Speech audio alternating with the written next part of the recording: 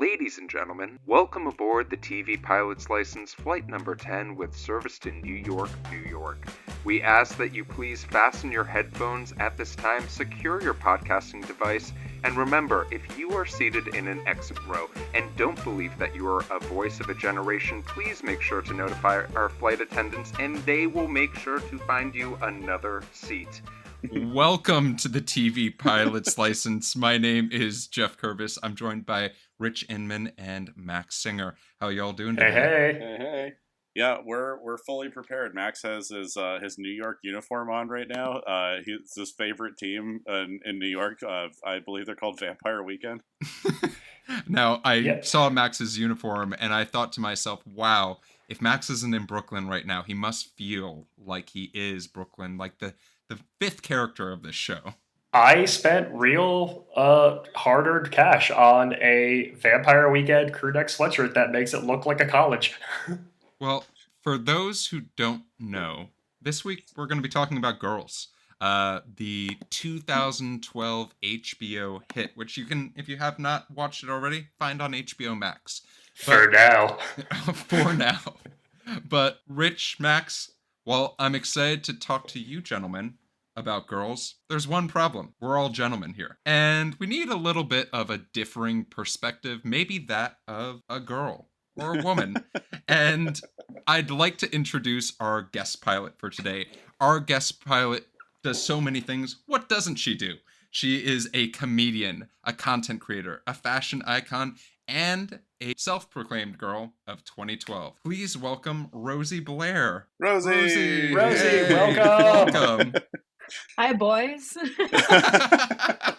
Perfect. Oh my God. No notes. No notes whatsoever. Rosey, thank you so much for joining our podcast. Thank you for having me. I love nothing more but overanalyzing television, so this is very exciting to me and appealing to my ego too. Yeah, absolutely. I'm so curious, Rosey. Like, your own personal connection with Girls. Like, how many times have you watched the show or watched it all the way through potentially? I think 1 to 1.5, like all the way through. Wow. But then there are particular episodes that I think stand out more than others. And I think that the show kind of like turns into a different animal as it progresses. And I don't know, there's just like, I'm very picky and choosy with this show, I'd say. Is it weird seeing yourself in what is essentially a period piece for you? Wow. No, that makes a lot of sense. It feels very period now, especially rewatching the pilot today and hearing the songs, seeing what they were wearing, and just kind of like the attitude of not only the characters within the show, but the narratives of the show itself. It definitely was a transitional era, I'd say, for pop culture, one that which I think Lena Dunham found herself in the crosshairs of.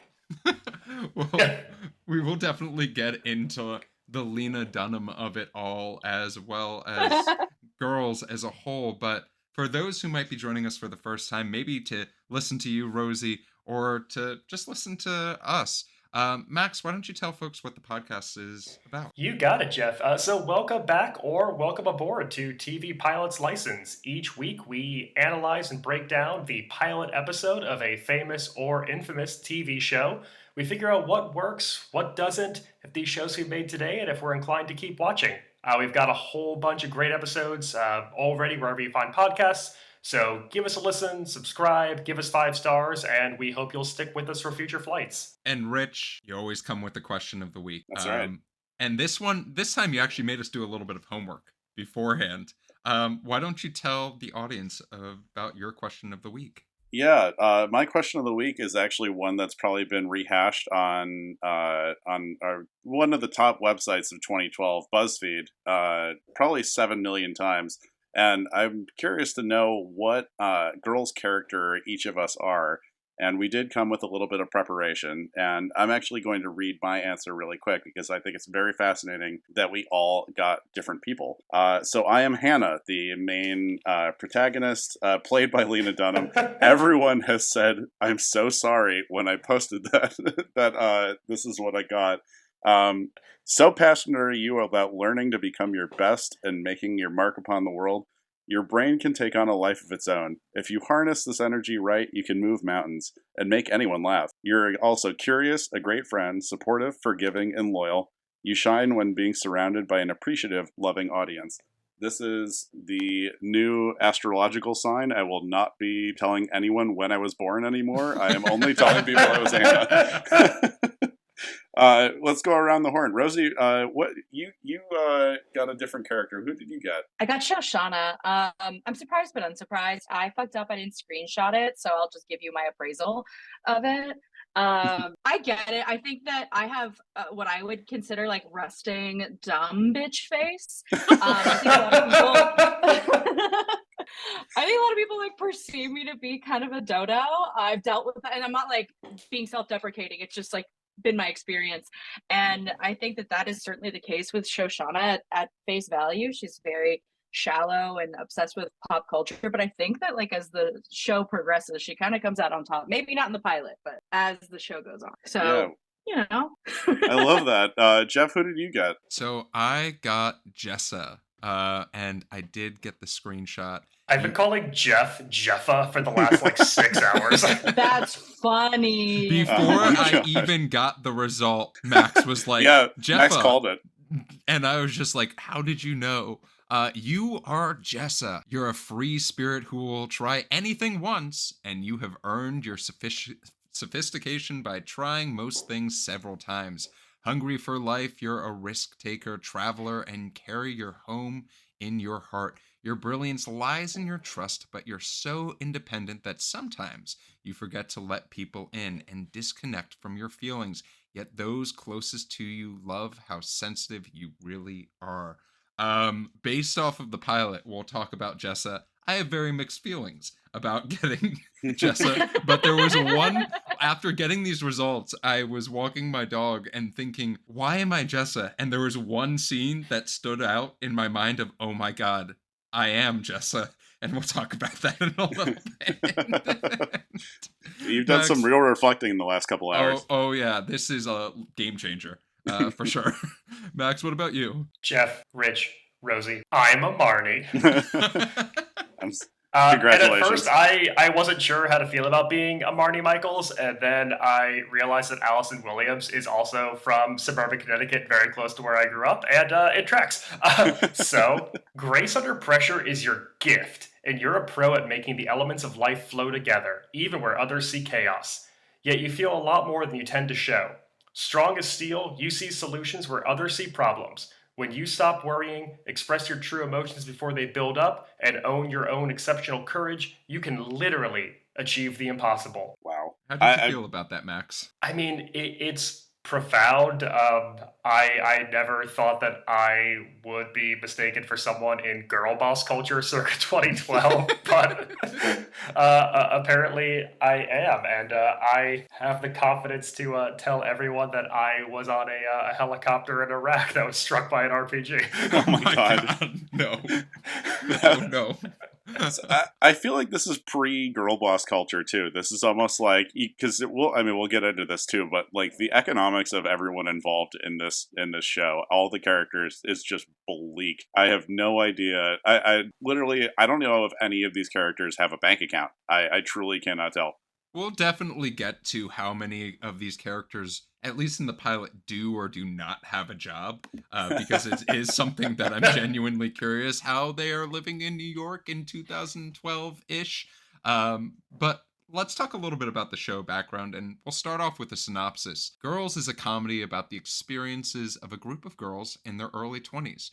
The assorted humiliations, disasters, and rare triumphs of four very different 20-something girls. Hannah, an aspiring writer, Marnie, an art gallery assistant, and cousins, Jessa and Shoshana. So we know at least jobs unclear.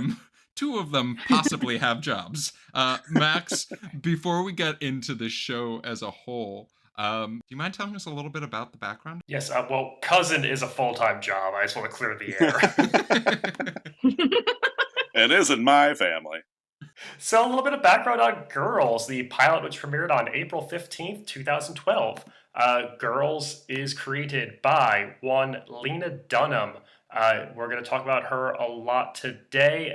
She's become one of the most prolific creators, writers, personalities of this last decade, and we're going to figure out what exactly it is that makes her so. So Dunham grew up splitting her time between Brooklyn and Connecticut. She is the child of two artists, Carol Dunham, a painter, along with Laurie Simmons, her mother, who is a photographer. Dunham attended Oberlin College, where she began making short films. And Dunham's actually interesting because she was one of the first people who really rode like the social media wave to get her content out to the world. She actually was a pretty prolific YouTuber with her short films, finding viral success with projects like Pressure and The Fountain.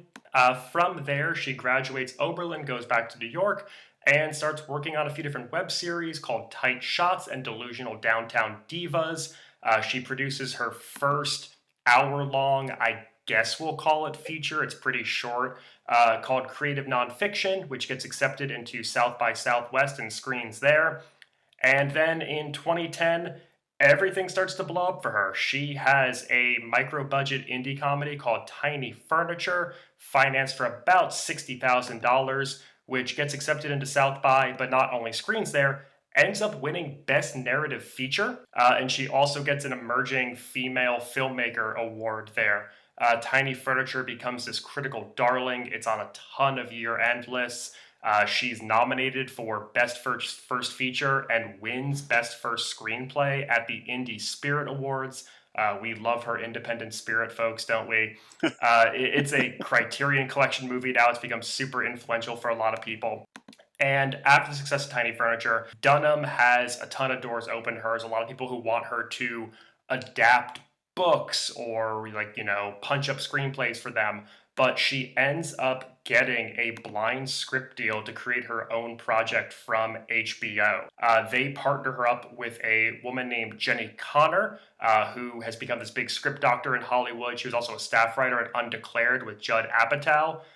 Connor and Dunham's partnership ends up getting Judd Apatow on board as a producer. He's a huge fan of Tiny Furniture and emails Dunham just to congratulate her and begins that partnership. I need to talk about the girl's pitch because this is something of lore for good and bad reasons. Most people, when they pitch a show to a network, have a script or an idea, what you might call a show Bible, a napkin, something that encapsulates what this thing is going to be for a long period of time if they don't have a full fleshed out script.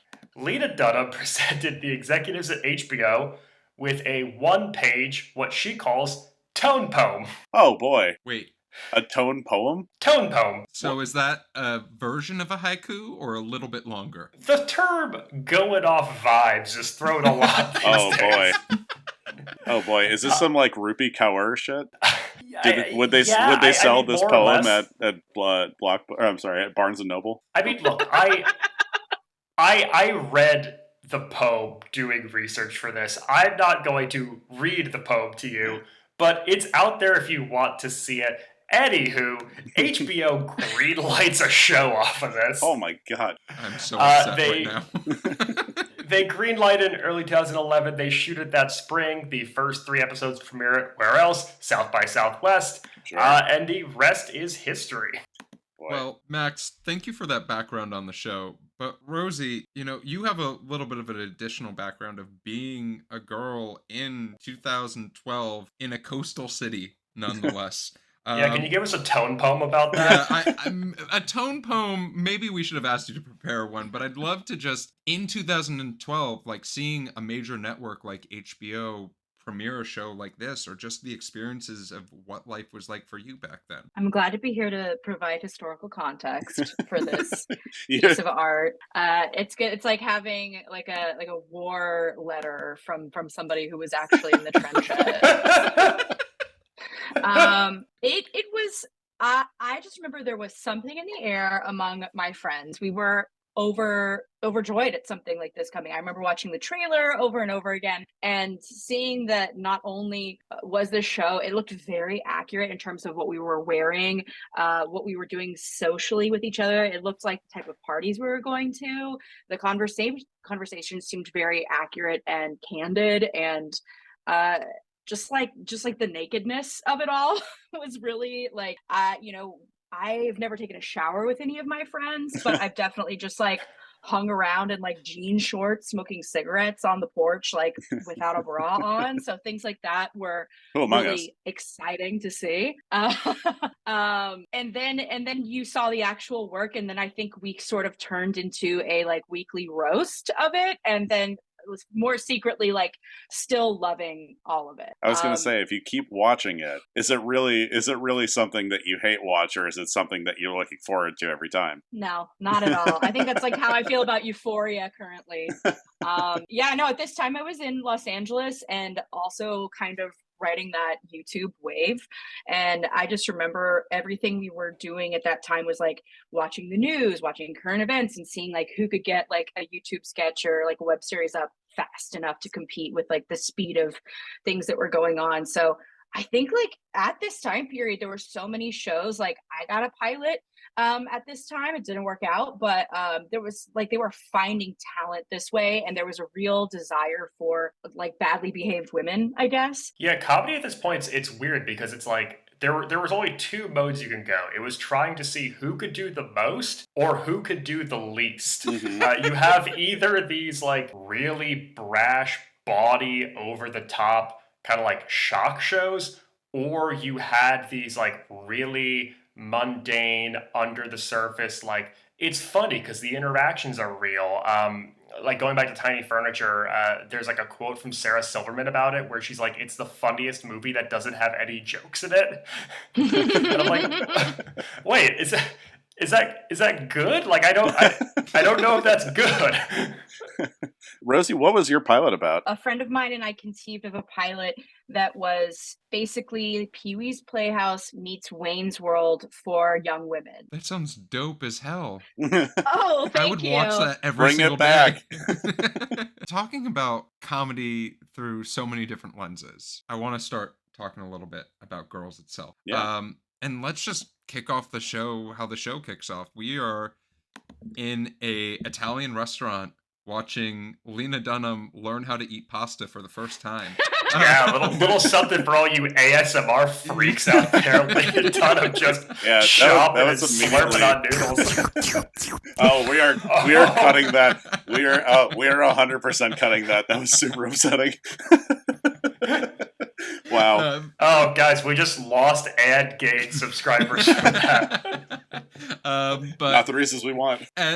As Lena Dunham is consuming her pasta in her newly found way, her parents decide to break that. They're no longer going to support her, and this seems like it's definitely going to be like the main plot of the episode for the most part, and it's a super interesting way to meet Lena Dunham, or Hannah in this case. I'll refer to her interchangeably throughout. When this happened, this was the first part of the episode where I was just like, I had a sign of hope, right? Like, I was like, oh, this is sort of fun. Like, this is like, maybe Girls is like my show. Like, maybe this is going to be something I'm going to be digging, because I absolutely fell in love with the parents. I thought they were just like, all right, so Ted and Lorraine were the parents. I thought that their energy was so interesting in particular because it was like, are they drunk? Like, a lot of the ways they spoke to Hannah were like, they're pretty drunk, right? Or aren't they drunk? What did you guys think about this scene? I love that dynamic of Ted's like trying to be the good cop here, and Lorraine's just calling him on his shit and be like, back me up here. Lorraine telling the server that Hannah's not going to have anything else, like after cutting her off. That was cold as ice. That's so cold. And it's like, you're already picking up the tab, but like, no, you can't get anything else. Like, just a ruthless thing for a parent to say to a child at a dinner. Well, okay, so child is a she's 24. Subjective. She's 24. She's still their child. I personally, they went really hard into the similar trope of like mom has to be the bad cop because dad won't step up and like kind of like lay down the law with the kids.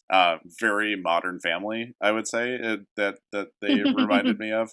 I also just like, God, what low stakes. I mean, what is just this like this first cold open? I'm just like, all right, I'm already convinced that nothing of true severity is going to happen to anyone on the show. Because if you take those first 2 minutes to just explain, while loudly eating spaghetti, that you are not going to give your college graduated daughter, who's already 2 years out of school, any money to work for free, I mean, that is like extremely baseline. Like, I have to imagine any person of color watching this would be like, I'm fucking out. The exchange though between Hannah and her dad about didn't you tell me it was cheaper for you to be on the cell phone family plan, like that's very funny to me. That I definitely agreed with. What, Rosie, what about you? I feel like I have a question for everybody because it was a question that came to mind when I was watching it. And if this scene, is this being played for us to feel empathy for the Hannah character, or is this pure satire? Are we not supposed to feel anything for her? Like, are we supposed to understand that this is a ridiculous situation? I love that question because I think in 2012, when I watched this pilot premiere, because spoiler alert, I have seen this pilot before. Me too. I felt instant empathy for Hannah because I was like, oh, an artist is trying to be an artist, and like, it's hard to be an artist in New York. So 10 years later, realizing that Hannah took 2 additional years of her parents' income to pursue being an artist. We're going to talk about her book that looked like it was 3 pages long, but knowing Lena Dunham, that is what a book is. It is 3 pages long based off of this tone poem bullshit.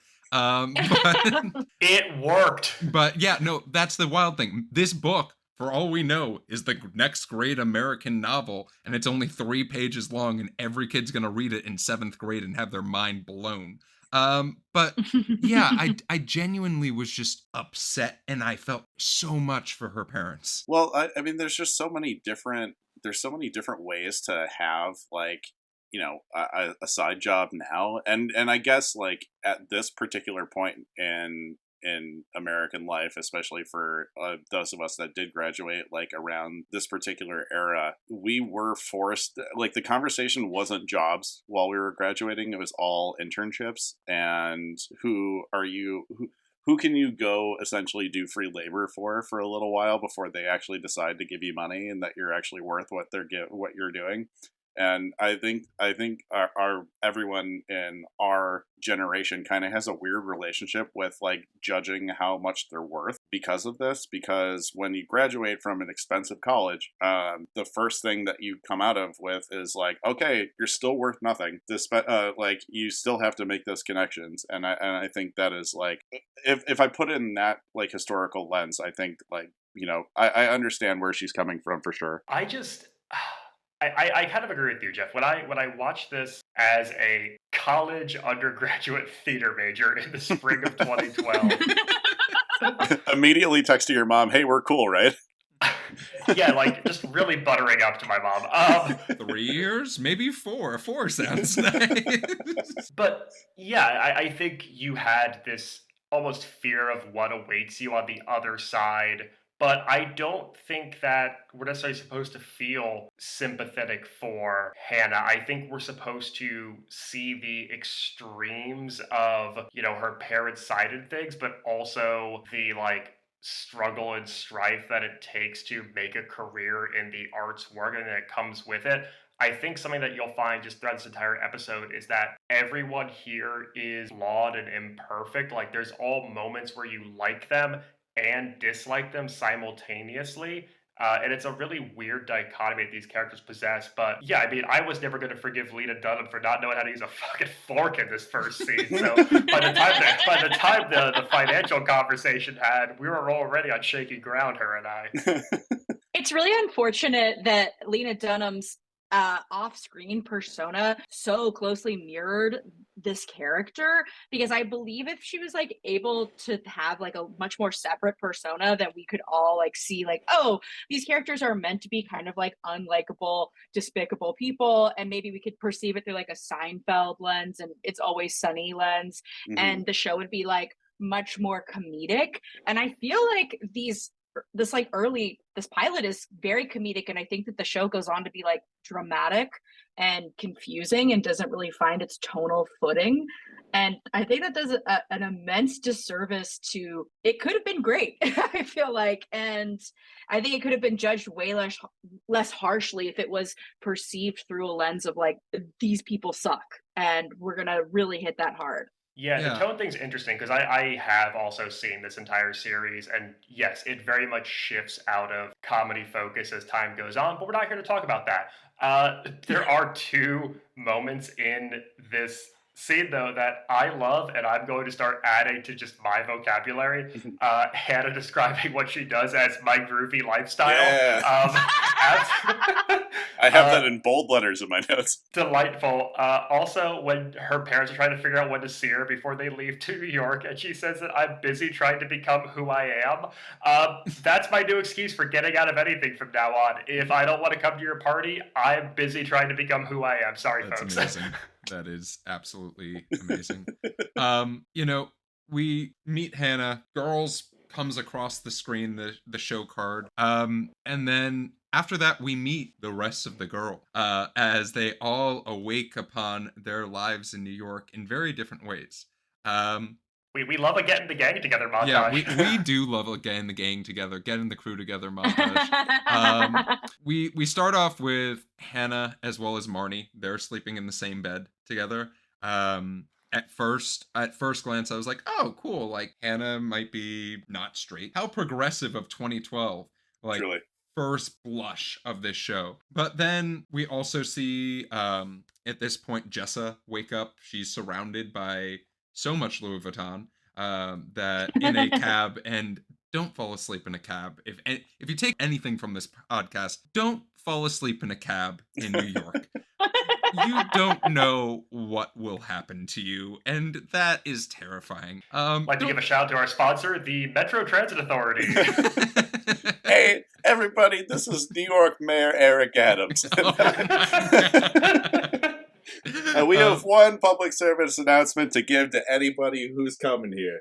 Do not fall asleep in the yellow taxi cabs, because they all have to go to Staten Island at the end of the night, and you don't want to be there. As we see this like literal awakening of the characters and their different situations, we get to meet Marnie, played by Allison Williams, and we also get to meet Marnie's boyfriend, Charlie. Let's talk about Charlie. Is Charlie, now this was 2012. I don't think the term simp was in modern culture at this point, but I think Charlie is the first simp ever written into pop culture. I will have no Christopher Abbott slander on this podcast, Jeff. Thank you very much. Also, Christopher Abbott, Friend of the pod, but boy, it reminded me how old the show was, because he looks like a child. I literally Everyone was just looks like, a child in this episode. we're gonna get to Adam Driver pre-Star Wars and, semi-naked Adam Driver looks. But yeah, it was just, Charlie just seems like a nice guy, and literally through... He's a love-struck 24-year-old. Just let him be. This poor schmo thinks he's found the love of his life who he's going to spend forever with. Who amongst us hasn't had just a head over heels relationship in our early to mid 20s that we thought was going to be the one for the rest of our lives? Max, Mary Kate's on the other side of the door. Okay, two people in this podcast. We found our significant other in our early 20s. We meet Charlie. Charlie seems perfectly fine. But in the next scene, Max, you talked about it. Each of these characters sort of have a despicable thing. Maybe Lena Dunham's is eating cupcakes while someone is taking a shower, and she's also in the shower. But Allison Williams just starts to sort of shit all over Charlie. Like, what did you all think about this? As Charlie deserves better. I've never seen someone develop the ick on a show. That might be the first instance of developing the ick that I've seen portrayed in TV. The first demonstration of it in recorded history. I think they were on the way out before this episode began. Definitely. Because to me, his like simp behavior is him tiptoeing like, I don't think my girlfriend likes me anymore, so I'm gonna be extra nice, extra sweet, and that makes her even more repulsed by him. So it's just like a self-fulfilling prophecy at this point. And like she's clearly invited him over, but she's fallen asleep in her roommate's room, like in spooning together to avoid him. I feel for him. I don't find him like irritating and repugnant, but I know that when I first watched it, I probably also felt the ick. He speaks in like these like little staccato whispers that are just like very grating on the ear. He's like, oh, just like this like gentle sound, and I don't know. I think it's hard to watch. It's heartbreaking to watch, and it's really also hard to empathize with the women on the show watching it as an adult woman in a very happy marriage. So I wanted to ask everyone on this podcast, what is the weirdest food that you have eaten in the shower? Oh God. Oh, I love. I would hands down eat a peach or a mango in the shower. Something that's like kind of ripe and like would definitely stain all of your clothes if you tried to, something that would harden basically into an active glue situation. I would 100% eat that in the shower. That's not weird though. The fruits, like you would do that like on a honeymoon or something. Oh like yeah, that. for You sure. know what I mean? Like that's. I could see that, and like on a Jamaican honeymoon, they provide a fruit bowl in the shower, being like, "Yeah, you eat in the shower here." Like, what? Are you nuts? This is the honey of the moon. Max, welcome what to about sandals. you? I don't think I've personally ever had shower food. I don't think I've ever experienced shower food. What? Have I? Think back to the frat house, Mac. Yeah, no.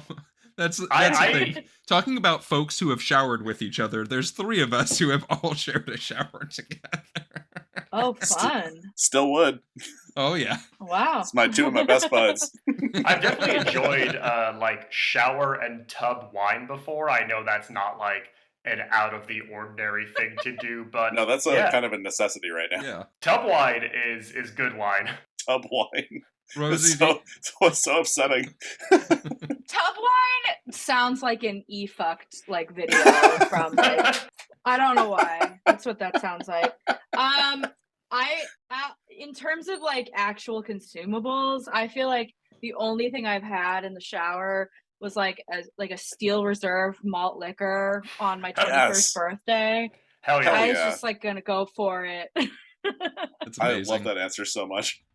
Thank you. I'm a big fan of a cream soda in the shower. I'm not gonna lie. If you have not done that, it just shows my Jew. It shows my Jew. That or a diet black cherry soda as well. I'm not gonna name the specific brand, but they haven't paid us. You can find it in any Jewish deli if you look hard enough. We're gonna talk more about nepotism in this cast later on, but I should point out that Jeff's father is Dr. Brown.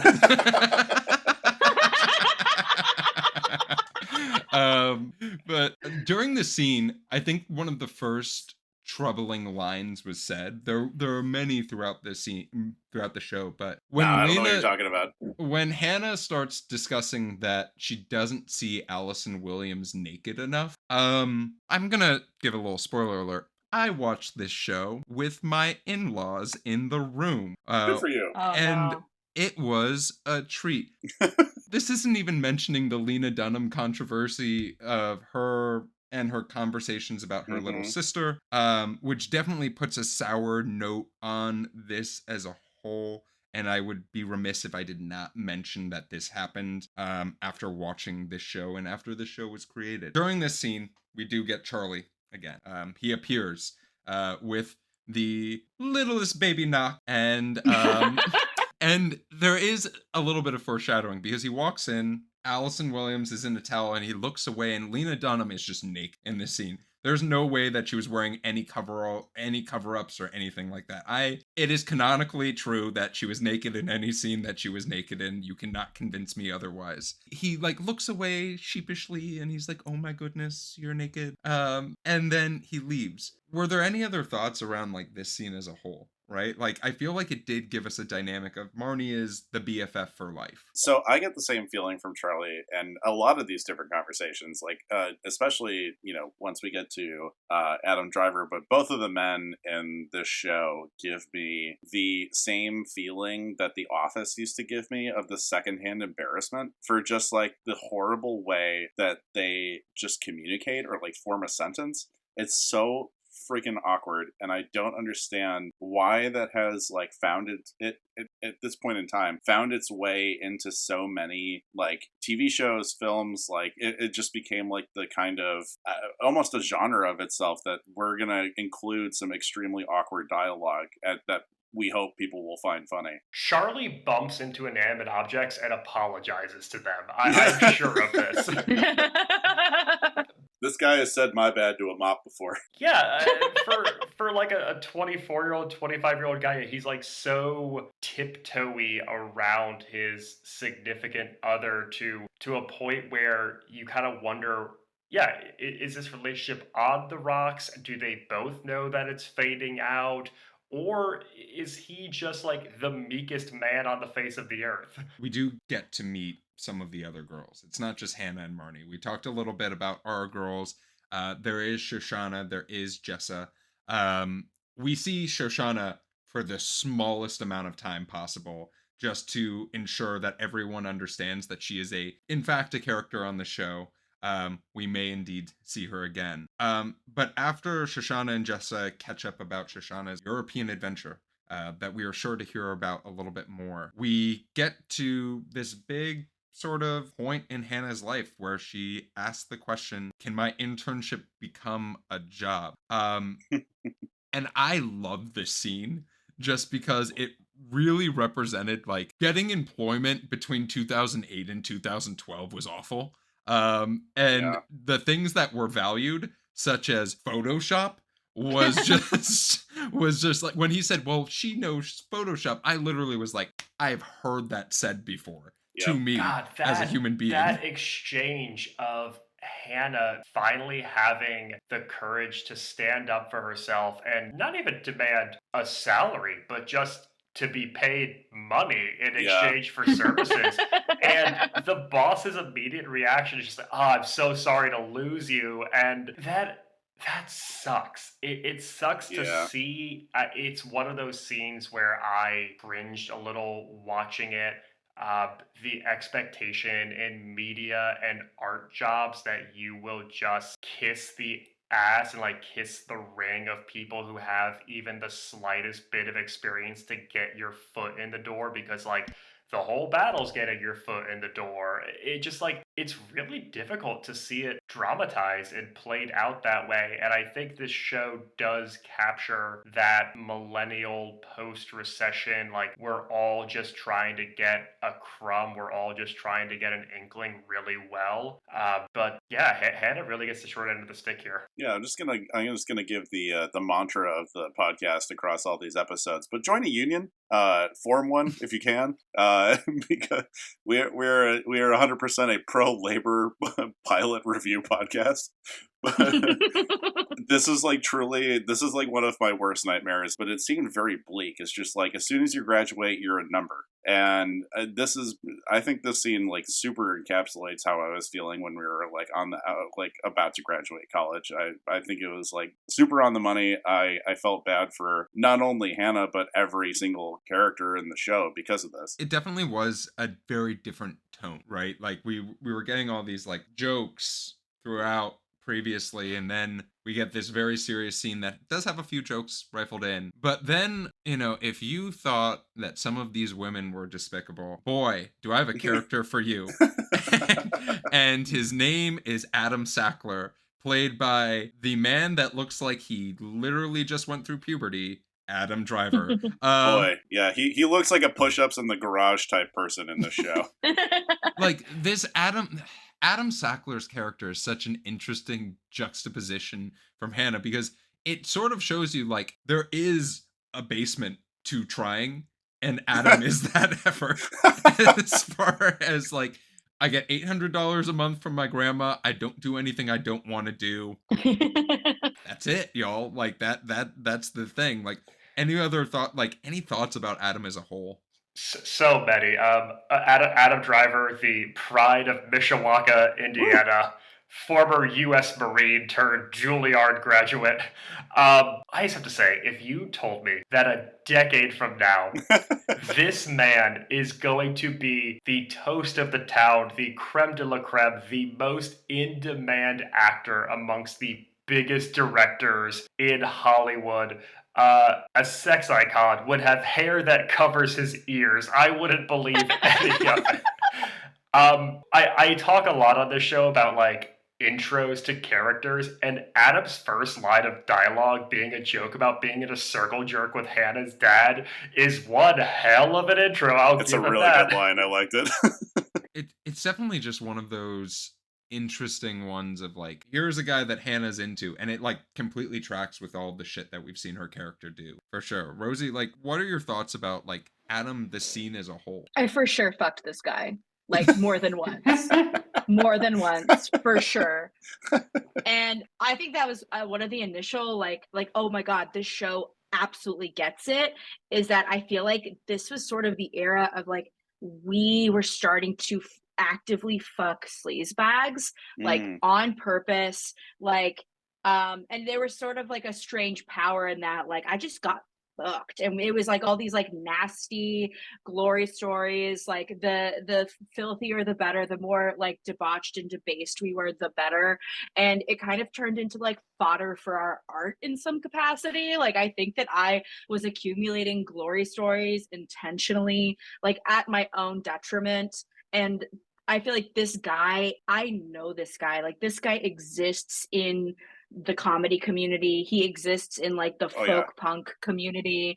Like he is definitely, I went to college with this motherfucker, and I knew this guy in like the improv like community. And he specifically, I'm thinking of this guy who was a life extensionist that I hooked up with, and he literally like cooked vitamins instead of like, real food. He made his own. Yeah, like he. This just, is like, a reduction of Flintstones vitamins. And is a life extensionist a lot like a 10-year warranty I can get on a fridge, or is that something slightly? Yeah, I'm getting Life Alert vibes. And he was like a birthday party pirate by day. That was his job. And his girlfriend was a dominatrix, but they were like in an open relationship. So I was like, I'm gonna step right in. And his like bed was an iron like tree that he had like made himself. And I just remember that he did not like penetrate me. He just full body like stroked me with his face. And like, that is this dude. Like there were so many strange guys that I was just like, where did you learn how to interact with a woman? And I think that this character is so accurate, and I don't think that anyone could have portrayed him in the same like interesting way that Adam Driver does, because something I pay attention so much to in all of his performances consistently is the emphasis he places on certain pieces of dialogue. Yes. Let's talk this. Yes. So going off of that, the way that Adam Driver hits words in a way that no one would look at a script and think to hit. When he's talking about his degree in comp lit, it's just like, and it didn't do shit. Like he draws the shit out in such a weird way. What is it? When they start to hook up on the couch and he takes his shoe off and he punches the boot to the ground. What was that? The things he does when Hannah asks him to get a condom, that line of I'll consider it. There are such fascinating ways to look at text, and I can't stop thinking about them, and I can't stop thinking about this character and he's this hurricane in the world of girls because he is unlike anyone else we see. His behaviors, his decorum, the way he views the world, the way he speaks, he just absolutely explodes this world that we've seen so far. He's fascinating. I cannot stop thinking about this creature. I think that's why Hannah keeps coming back to him. Yeah, I think she represents like a nihilistic streak that she needs to have to like keep her artistic stuff. it's almost like a muse of sorts of just like there's Yeah. this human being that exists and I need to usurp his energy as a whole to like better understand what being an artist is in this Hannah's world. parents want her to pull herself up by her bootstraps, and Adam Sackler wants to punch the bootstraps. And also wants her to hold herself by her bootstraps during certain circumstances. She's so in her mind too, and I feel like he's completely just like a nature-based person. Like he's very animalistic, and I feel like maybe that's like that connection that she's seeking just to get like dick down and like out of her mind for a second. Absolutely. Is he okay, so if we are all Instagram people, is he our morbid curiosity of Reddit and 4chan? For sure. He's Sure. He's a 4chan. He might even be an 8chan man. Holy shit. Yeah. So while this is all happening, there's a dinner party that is happening as well. Marnie is hosting a dinner party for Shoshana as well as Jessa, and Hannah has said, I will be there. Charlie has invited two of his friends to the dinner party. They seem like the worst. And I'm just going, and I, as very similarly as Rosie, you said, I know this guy. I've slept with this guy.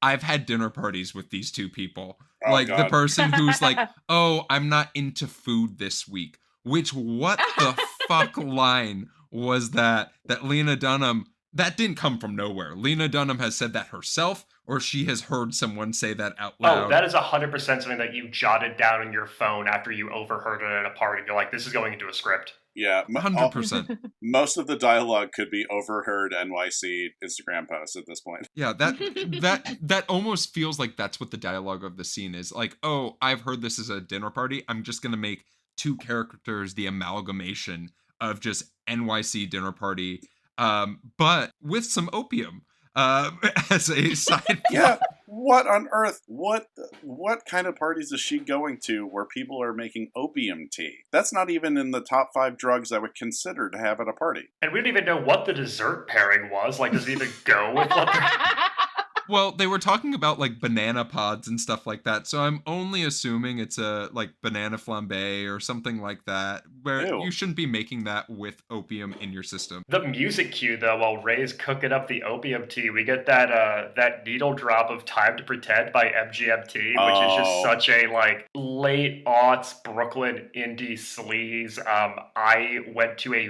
very, very early, like pre their first album, MGMT show at a club in New York, and they just jammed on the Ghostbusters Oh. theme song for 40 minutes, and it fucking sucked. So So that song came out about like 4 years before this, right? Yeah, that came out, and I want to say 08. It's also an appropriate band for this show, though, because they're these, like, synthy, sleazy Brooklyn indie rock artists, but they went to fucking Wesleyan, Yeah. like, for college, and Yeah. I'm not gonna give them too much credit here with the music supervision, but it does feel like an appropriate band that these people would be into, and kind of missing the overall message of, like, no, they're just, like, two privileged dudes from Connecticut. Yeah, if there's one thing that we stand for here at the podcast, it's pro-labor and anti-MGMT. We're anti-management, pro-labor. Those things do go hand in hand. This scene is so interesting, though. This is like one of the most fast-paced scenes of this entire show, interestingly enough, because while they're deciding to take opium and Hannah asks, what does it taste like? And she thinks the character says Twix. He said twigs, and he very clearly said twigs. And then she spits it out, and when he says, "Oh, it tastes like twigs," she then consumes the entire cup. As someone who drinks Fernet on a regular basis, I just want to say I'm pro twig taste in things that I consume. I think this is like a great herbal, natural flavor, and Hannah should just sit down and enjoy her opium. Yeah, let's not discredit the flavor of dirt for pleasure. It's farm to table. There was an interesting part, though, that I really liked about this. I have to mention one thing that happened beforehand of Charlie and Marnie. And Charlie wants to get frisky. And Marnie says one line that I had to write down. And she said, "What if you were a stranger, like a totally different person, and didn't even act like you?" That broke me a little bit. Oh god, it's so good. There's just really quick. There's a joke that Ray and his date make too, where Ray comments on the whole dinner scene playing out, saying, "Watching this is like watching Clueless," and his date goes, "The movie or the TV show?" Which was a great. And it's like, who in their right mind would associate Clueless with like the short-lived TV show spinoff that everyone but Alicia Silverstone did? Like, I don't know. I think that there are such delightful, hyper-specific bits of writing in this, and it's like, okay, I get it. If you vibe with that, if you gel with that, I could get how you could really get sucked into this show. Mm-hmm. So we talked about what characters we are, and I said that I had a realization of what scene that Jessa and I were possibly the same person, and it was when Jessa was talking about her European trip to everyone at the party and talking about, well, you have to go to Paris. And I literally was just like, oh no, I've been that person at the party. Like, I was like, I am the dickhead at the party talking about travel and telling about my stories and stuff like that. But during this entire thing, Hannah decides that she wants to go and talk with her parents. But she gets two different speeches. She gets one from Marnie, and then she gets one from Jessa. And they're entirely different pieces of advice. It's almost like that good angel, bad angel, like devil on one shoulder, angel on the other. Yeah, framing it with Hannah in the middle, it really is that sequence. Jessa is very much like the weird like brain stem inclination we all have to throw our phone in like the nearest body of water and go live in the woods. That is like I have that on a daily basis, and if Jessa was like really one of my friends, I'd probably be in a much worse position than I am right now. Rewatching this episode, though, after a long time, I don't believe anything Jessa says. Oh, 100%. I don't think there was European gallivanting. Every time someone has a follow-up question with her, she gives a very vague answer or kind of ping-pongs onto a new topic and a new story. I just got the perception of this is someone who's kind of made up this entire where you've been thing. I think they allude to that being broken when she confesses to Marnie that she's in fact pregnant and is dealing with that accidental pregnancy. I just think this is someone who is dealing with some real shit, and to kind of create a suit of armor is making up these tall tales about this like abroad socialite lifestyle that hasn't happened. I could be wrong. It's been a long time since I've gone back and seen this show, but it just didn't give me any truth. I think you're right. Yeah. I did a little bit of additional overachiever homework. Oh, Rosey! I read the pilot today, just because I thought that there's probably some things that we missed. And in the description of her, in the cab scene when she arrives, they say that she's beautiful but strung out. So she's probably just been on a complete bender and doesn't really have any concept of what's happening or what has happened in the last few months. There was one detail that you left out, Max, when Jessa reveals her pregnancy to Marnie. Jessa is going to the bathroom during this entire sequence, and Marnie is being the best friend ever by handing her toilet paper once she has realized that Jessa is indeed done. And remember how earlier in this podcast we said that Charlie sheepishly went into the bathroom? He's not so sheepish anymore. He goes in high on opium and just gives them a big old smile. It is wild how I have never, I don't know anyone with an opiate addiction. I don't think I've ever seen anyone just behave on opiates in a certain way. So this is like an entirely new type of high acting. Like when you were young and someone on SNL or some comedy show would be pretending to be drunk. It was like the funniest thing in the friggin' world because that was like, I don't know what that is. This is like a new type of high for me as a 32-year-old. Yeah, it's definitely something different. So during this discovery, Hannah somehow makes it to her parents' hotel at the Warwick with a plan of convincing them that she needs a little bit of assistance to help publish her book. And we talked a little bit about it. Her book is 3 pages long. You cannot convince me it's any longer or any shorter than 3 pages because This is just camera footage from her meeting at HBO. They're both reading the same tone poem printed on 2 separate pages. But she goes in and she starts calling her father Papa, which I was just like, what a great choice. And then she says the line that we've sort of referenced to. I don't want to freak you out, but I think I may be the voice of my generation, or a voice of a generation at this point, and has her parents read through her book, her pamphlet. One of the most iconic lines of a comedy of the last decade. I've heard that so many times over the last 10 years. Guys, I think we might be a podcast of a generation. I don't want to brag. I don't want to get ahead of ourselves. Rosey, congratulations. You're a guest on a podcast. Oh my God. Amazing. It's what we've always dreamed of. I think, though, this is such an interesting, rock bottom to drop your protagonist into in a pilot episode. If we talk about showing their highs and lows and their likability and unlikability simultaneously, it's tough because Hannah has tried her parents' way. She has talked to her boss and said, I need to be valued here. I need you to give me opportunities. And if I'm leaving, well, I hope you'll review my work in exchange for anything I've done for you. And, her boss has that shit line of like, well, who's going to read your book if you're not here? Like, she's played by her parents' rules and it didn't work. And now she has to take things into her own hands. But unfortunately, her hands are floating and also very heavy right now. And there's 7 of them. It's tough because you see someone who has played by the book and it's failed them.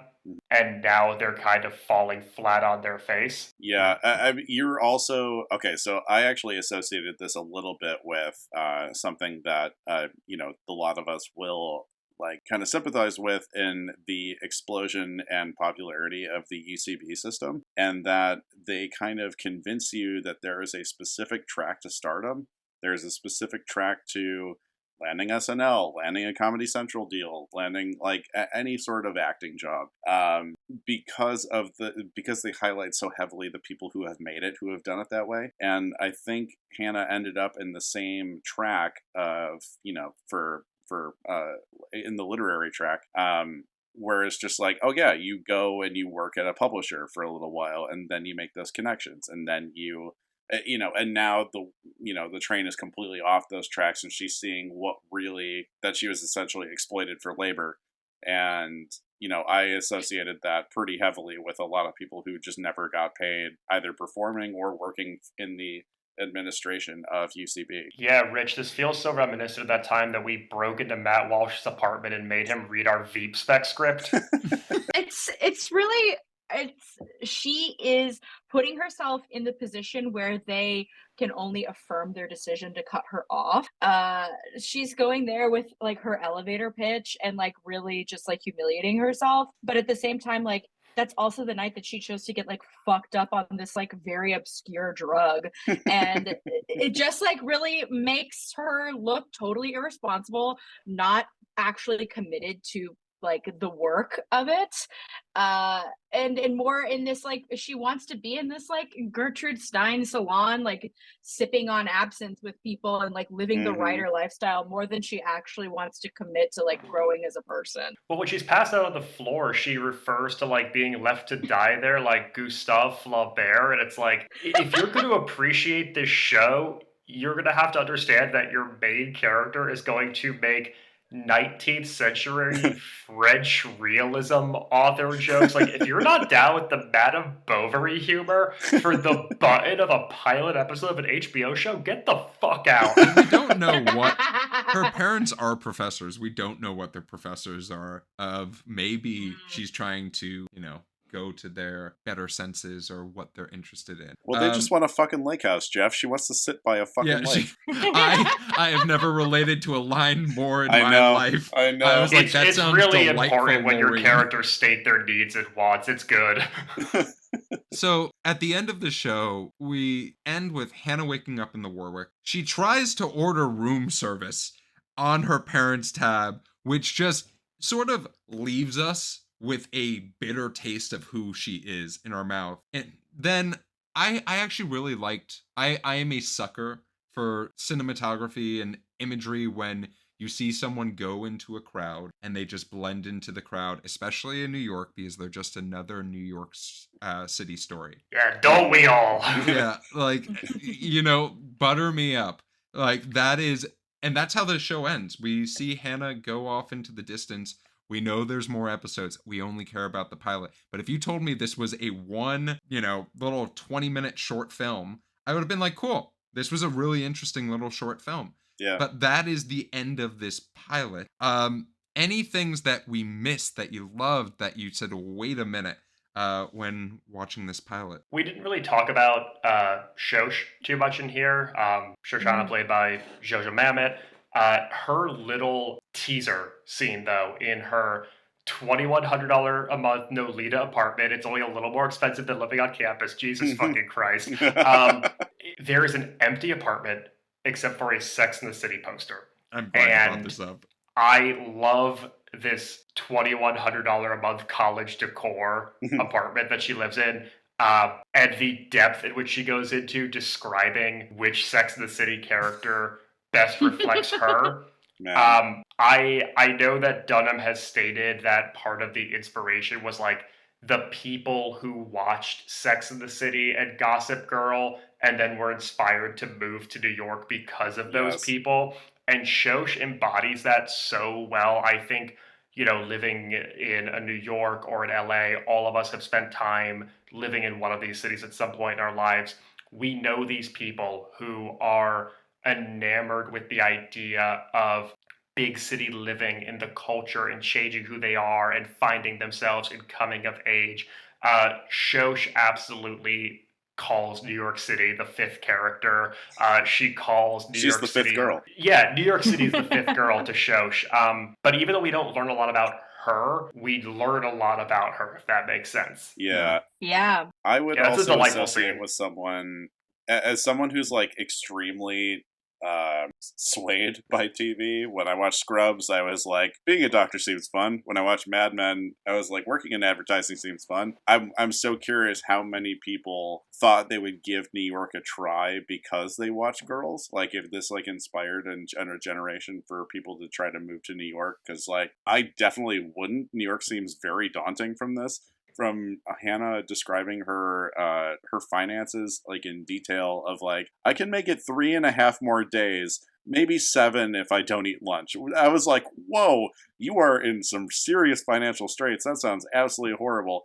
To her getting booted from that hotel and immediately getting catcalled on the street. I was like, everything about the city is as depicted in this show. It does not feel great. And, unless you have the privilege of, being supported by someone else, it seemed terrible. She's an interesting foil to the other characters because she is maybe the only person who seems to be like being very responsible, I guess. She is going to school. She is like giving a family member a chance and like helping set her up. But we're kind of meant to sneer at her because she has this sort of like exuberance and immediate joy. And I also feel like to go back to what we were talking about with Adam Driver, I think that's another actor that has a really interesting like speech rhythm and emphasis on lines. I think that this performance is really, really fun and could be like delivered in a Valley Girl kind of sense, but she's Oh, really put something very interesting into the character. 100%. Anything else that we love or that we just want to call out is just plain weird. I feel like I don't know anything about Marnie or Shoshana for after this pilot. I feel like there's like literally they've set up literally nothing else. This seems to be the only pilot that we've watched so far that hasn't established any sort of like carrying on or cliffhanger or anything like that for Well, half of the main characters. yeah, I would definitely agree. There seems like for two of the girls, life seems like it's pretty much set up, right? Fine. Like Shoshana Yeah. is Shoshana. She's Mhm. gonna wear her juicy suit, or sweatsuit that really I appreciated. Fashion icon. It looked very comfortable. She even said, because I was watching this with my wife as well, and she was like, "Why is she wearing a juicy sweatsuit in 2012?" And she even mentions, "Hey, I'm not that fashion forward." But then like with Marnie, for all we know, she's actually Brian Williams' daughter. She is Mhm. Brian Williams' daughter, and she's doing just fine. And doesn't need to be making an income. It's such a weird way to be like, there's two people who have issues here. The other two, maybe not. And who's even a main character in this pilot? Let's leave it up I to you. do feel, though, that it is effective in terms of its world building, that this isn't going to be a show that necessarily follows one linear thing from episode to episode. It's going to follow this world, and we're going to come in and out of focus with different people and different relationships. We'll get into this a little bit more. I'd love to talk about it when we get into Legacy, but like a big thing with that subgenre of mumblecore is that we're not really focused on plot. We're focused on dialogue and interpersonal relationships. And it is a little weird seeing something that's usually done on a like micro scale being done on like an HBO cinematic filming style. And I think that's what makes Girls such an interesting show, an interesting pilot, is that it's taking a very small scale thing and it's blowing it up to make it look like Gossip Girl and Sex in the City. So I do want to leave some time for our in-flight question. We do Yes. have an in-flight question. Hannah deems herself the voice of her generation. Who would you pick as a voice of a generation right now? I will go first because I have one, and it's going to be the most basic one, but it's Taylor Swift. Taylor Swift is the voice of a generation for so many fucking people. It's disgusting. Now, do I love Taylor Swift? Oh Yes. boy. I do. You just opened the Pandora's box right now. I love Taylor Swift. And Rosie, I see your reaction. I am unabashedly in love with Taylor Swift. My second to this was Greta Gerwig. I think is also a really great example of a voice of a generation. Lady Bird is such a fantastic film that everyone should see. If you're a millennial, you watch Lady Bird and you associate yourself with every single scene of that movie. I don't care if you're a dude or a girl or you don't choose. You love that movie. And if you don't, I have problems with you. So, Rosie, I know that you are judging me for being a Taylor Swift fan, but I would love to hear. Oh, I would love to hear what your thoughts are. you're gonna be so far from it. Like I'm a massive, like kind of embarrassing, like Rich knows. Mhm. Rich knows the heinousness of the depths of my obsession with Taylor Swift. I'm like a conspiracy theorist. Oh, She is absolutely like my favorite little capitalist. And I have to I have to agree with you. You know, you don't get to be like she.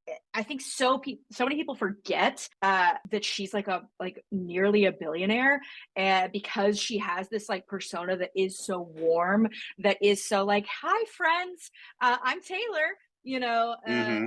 And she's goofy and she's all, elbows and knees and very charming and awkward. Elbows And and I think that knees. like what people don't, I mean, like, but she's also like flying around her little plane, destroying the ozone layer and doesn't give a fuck about it. Yeah, Yeah. she hangs up her Like, cute little cardigan and then just Scrooge McDuck dives into her pile of gold coins at the end of the fucking day. yes. That's the most wonderful imagery, and I love her all the more for it too, just because it is this concept of this like super villain, but like in sheep's clothing that we all love to consume. I will need to check back in with you during the Midnight's era just to see how you feel about Oh, it. my wife has already pre-ordered the entire Oh my thing. Don't God. worry, we'll be listening at midnight. I'm gold-plated vinyl. Oh, Max, what about you?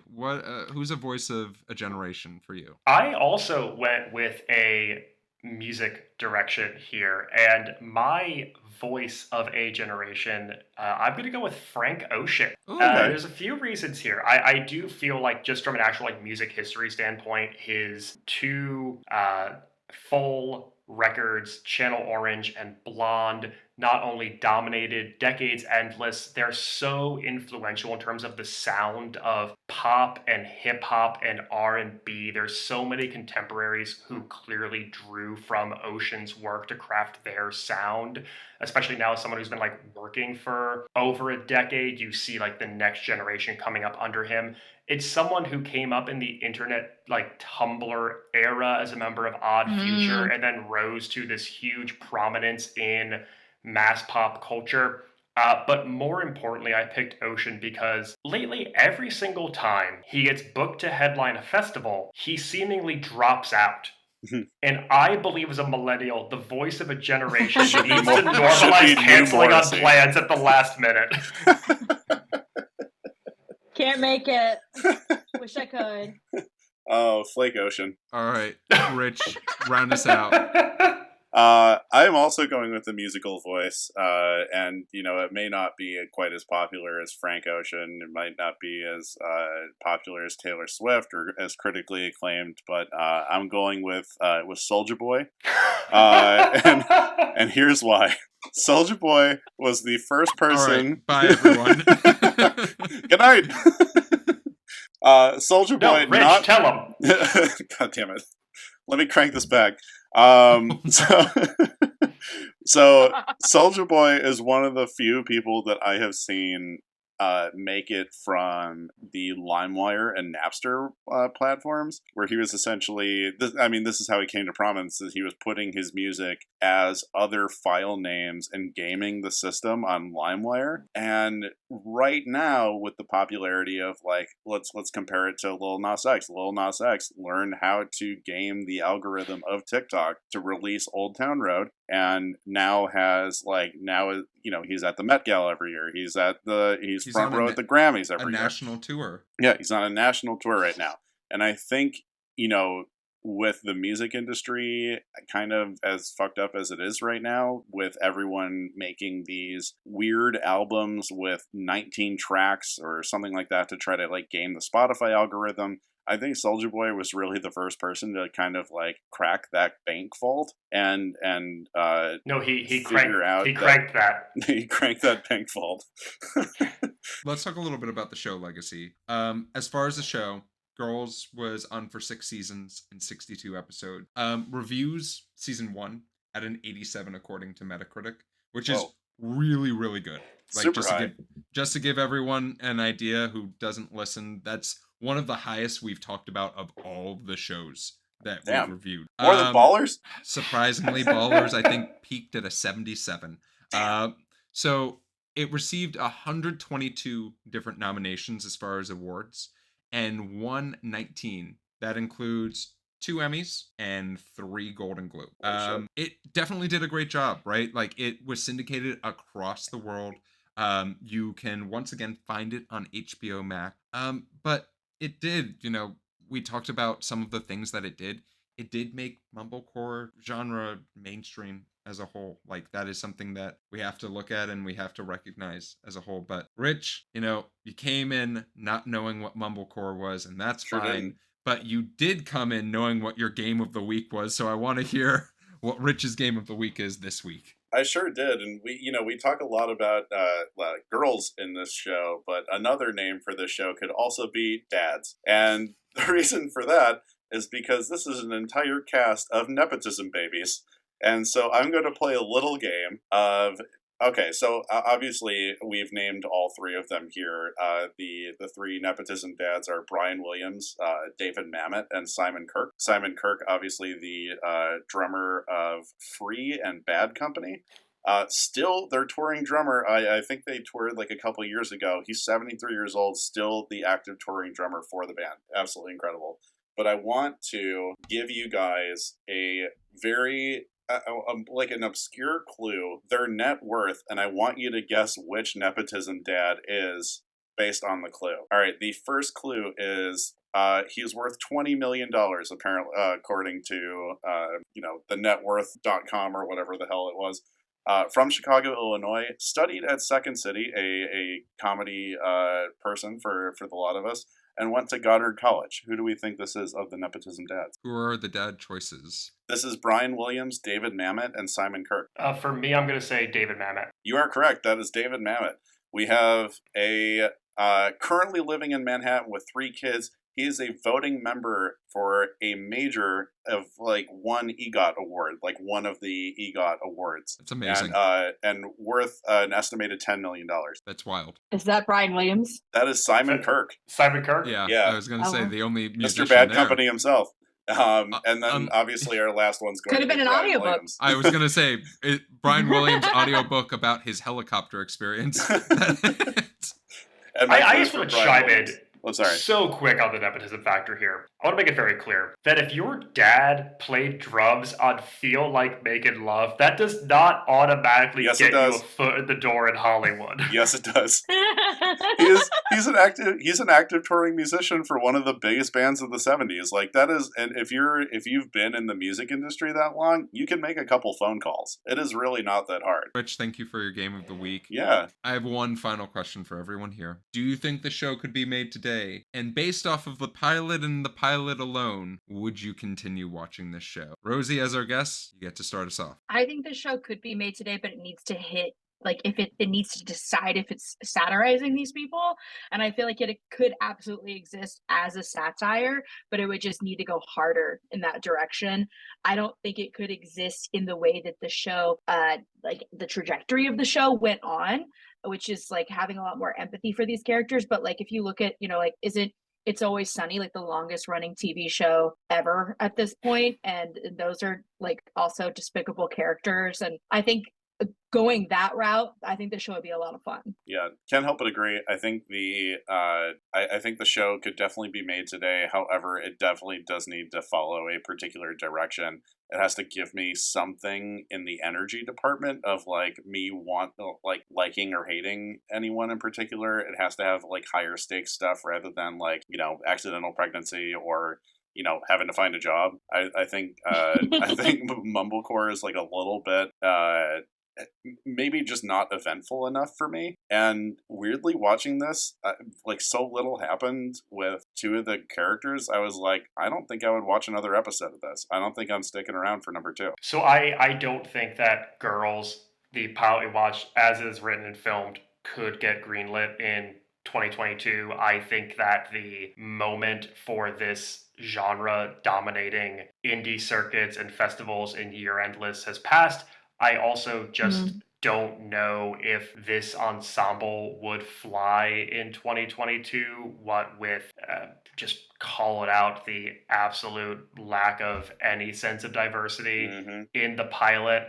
I know Dunham took a lot of criticism for that in the show. Look, you write what you know, and there's a lot of people above her who also could have stepped in, and I think people putting all of that onus onto Lena Dunham is really unfair. That said, yeah, I would absolutely keep watching this version of the show. So I'll round us out. I do see this show being made by someone today. I could see Netflix seeing Tiny Furniture and paying Lena Dunham all of the money, not just for this show, but for the next 5 years of her life and whatever work she chooses to make. And like many things on Netflix, I would not watch this. I think that this is a show that has an audience, and I am not that audience, and I'll just admit that freely. I would much rather watch another show about a couple of girls in New York called Broad City. Yeah. With that being said, and as we begin to land our plane, I'd love to learn where I can find all of you. Rosey, where can everyone find you? I'm everywhere. I am everywhere. Predominantly TikTok, Instagram, YouTube. If you really wanted to like be my biggest fan, you could find me on Pinterest. But don't, it's not that exciting there. But I think if you think I'm a person that you want to look at, go to Instagram. If I'm a person you want to listen to, go to TikTok. Highly co-sign following Rosey on Instagram and Pinterest and TikTok. Leave him your handle too. Yeah, what's your handle? Oh, it's at ROSEYBEEME Rosey B me. Awesome. That was gonna be such like girls shit if you were just like, you can find me if you want to, and then didn't give us any more information. That's a big Charlie line. All right, Max, what about you, bud? You can find me on all things social media at Maxwell Sing. You can find original comedy sketches from myself and Rich on TikTok at Dadwagon Comedy. And Rich? You can find me on Instagram at Damn That's Rich. And you can find me eating a cupcake in your local shower. But more importantly, you can also find me at Run Jeff Run on Instagram and Twitter. You can find the TV Pilots License on YouTube, Twitter, and Instagram at TV And that's Pilots how Jeff got banned from 24-hour fitness. Yeah, it's the cupcake part. Remember, no food allowed in the locker rooms. If you have a question about the show or for our next episode, you can email us at tvpilotslicense@gmail.com or give us a call at 213-290-1713. And make sure to watch out for our Instagram for a sneak preview of some of our upcoming episodes. With the plane landed and the seatbelt sign off, we look forward to flying the bright skies of the TV world with you again soon. And until then, have a great day.